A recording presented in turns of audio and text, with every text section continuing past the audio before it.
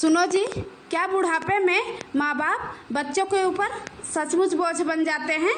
देख, तेरे को एक कहानी सुनाता हूँ और आप लोग भी ध्यान से सुनना। एक बार एक बूढ़ा आदमी डॉक्टर के पास गया और डॉक्टर से बोला कि डॉक्टर साहब, मुझे कोई ऐसी दवाई दे दो जिससे मुझे बिल्कुल भी भूख ना लगे। बूढ़े की बात सुनकर डॉक्टर बड़ा असमंजस में पड़ गया और उस बूढ़े आदमी से बोला कि बाबा, मेरे पास अक्सर लोग इसलिए दवाई लेने के लिए आते हैं कि हमें भूख नहीं लगती है, हमें खूब भूख लगे, हमें ऐसी दवाई दो। लेकिन आप पहले इंसान ऐसे हो जो मेरे पास ऐसी दवाई लेने आए हो जिससे आपको कोई बिल्कुल भी भूख ना लगे।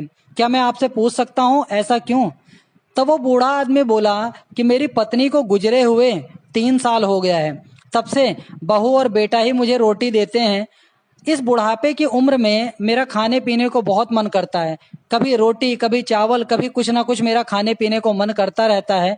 लेकिन अब कुछ टाइम से मेरे बच्चे और मेरे बहू जब मेरे को रोटी देने के लिए आते हैं तो मुझे एक रोटी के साथ 10 गालियां, 10 ताने भी देते रहते हैं कि ये बुढ़ा पता नहीं कब मरेगा, केवल खाता पीता रहता है, कोई काम धंधा नहीं कर सकता है।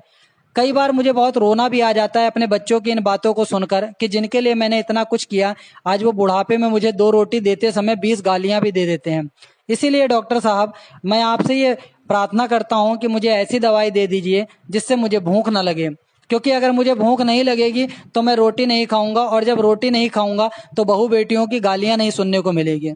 डॉक्टर की आंखों में आंसू आ गए। डॉक्टर ने उस बूढ़े आदमी को ऐसी दवाई दी जिससे उस बूढ़े आदमी को भूख लगना बिल्कुल बंद हो गई। अब वो बूढ़ा आदमी बिल्कुल भी खाना नहीं खाता था। धीरे धीरे उसने खाना पीना बिल्कुल छोड़ दिया और थोड़े ही टाइम के बाद उसकी मौत हो गई।